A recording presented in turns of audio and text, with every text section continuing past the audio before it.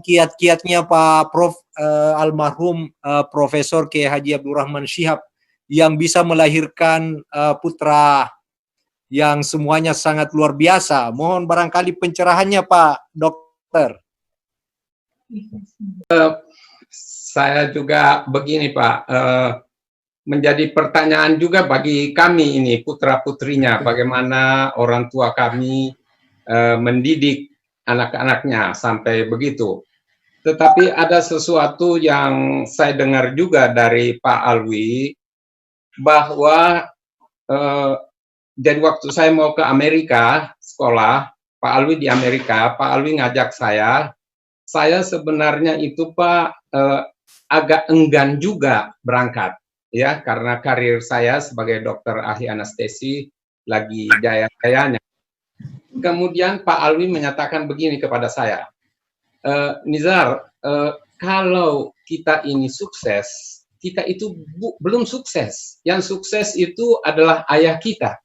Kita itu baru sukses kalau anak kita itu sukses. Iya. Jadi beruntun ini.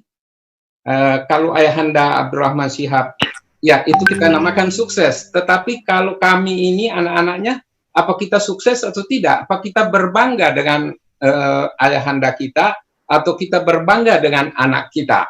Nah, menurut Pak Alwi, ya kita harus menyisihkan waktu yang sebesar-besarnya untuk anak kita. Jadi bukan lagi kepada diri kita ini kalau kita mau sukses.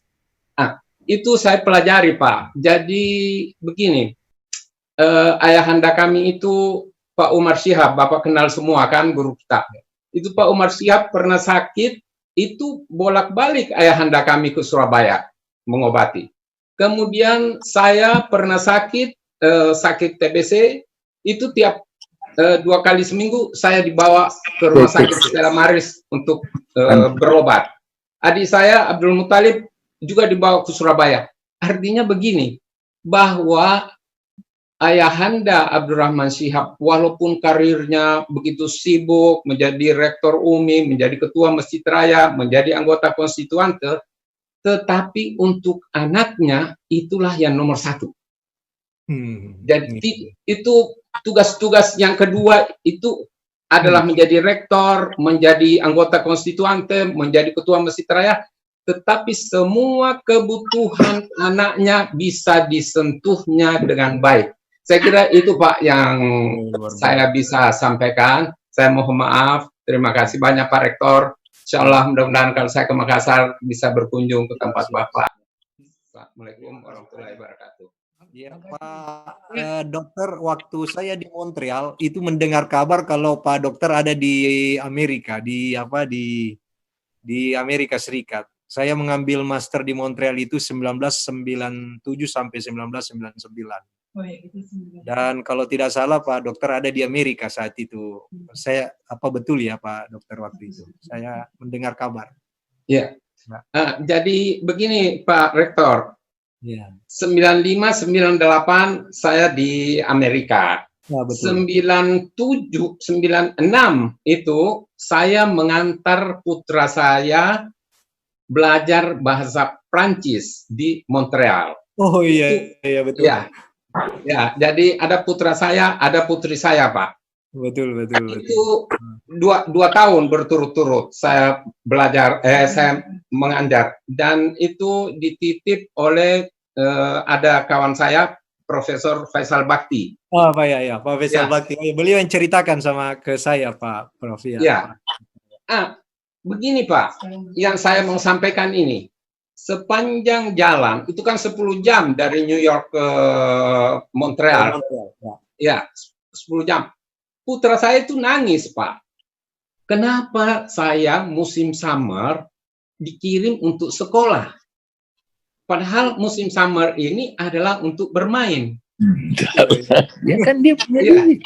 Jadi kita itu orang tua itu sedih, Pak. Tetapi saya mendengar dari Pak Alwi ini, begini ceritanya Pak Alwi.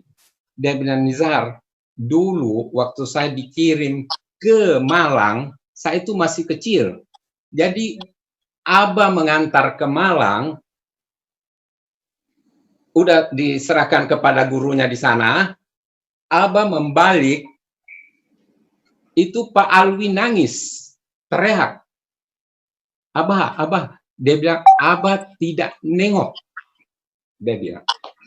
Sekarang dia bilang, anak saya juga, saya antar ke Perancis, saya juga tidak bisa melihat anak saya yang saya tinggalkan di Perancis untuk sekolah.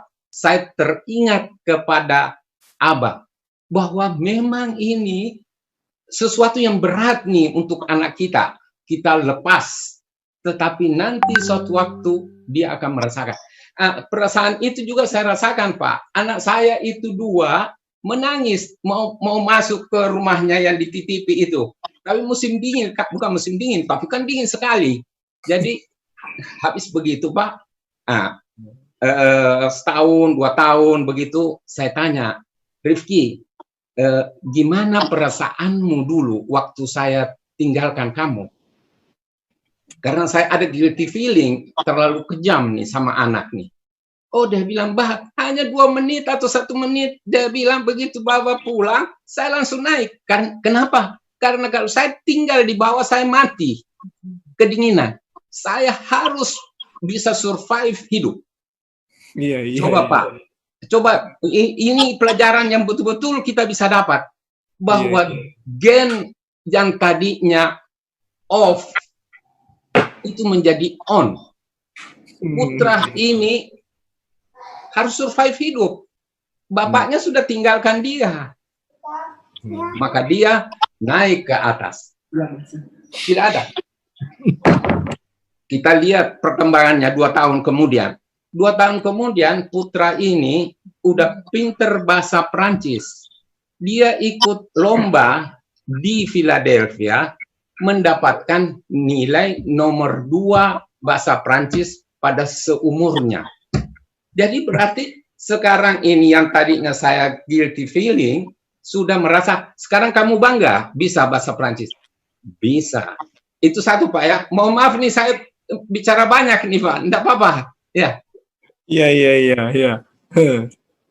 Yang kedua, Pak, itu genetik itu yang tadinya off, yang tadinya berlindung ke bapak ini, itu jadi on. Anak ini begitu tamat SMA, terus dia beritahu sama saya. Dia bilang, Bah, saya mau belajar bahasa Arab. Di mana? Dia bilang, di Mesir. Saya bilang, kamu ini main-mainin saya nih. Saya ini orang tuamu, tidak mungkin kamu pakai akal-akalan. Kamu pasti mau setir mobil Mercy. Karena Pak Quraisy kan duta besar di Prancis. Jadi, di Mesir.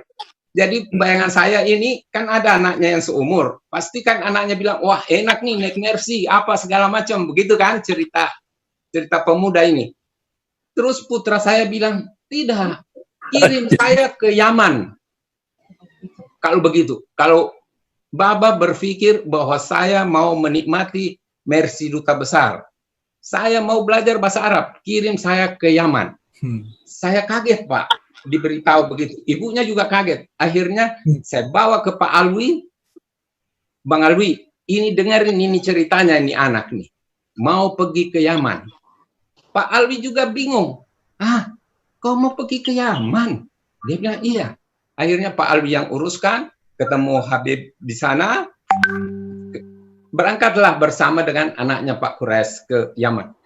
Yang saya mau tekankan di sini, Pak, bahwa merantau itu menimbulkan, mengaktifkan gen yang off menjadi on. Luar biasa. Dahsyat. Jadi waktu kecil dia merantau ke Montreal, waktu besar dia berani pergi ke Yaman. Dari Yaman baru dia pergi sekolah lagi ke Amerika. Dia tamat di Amerika.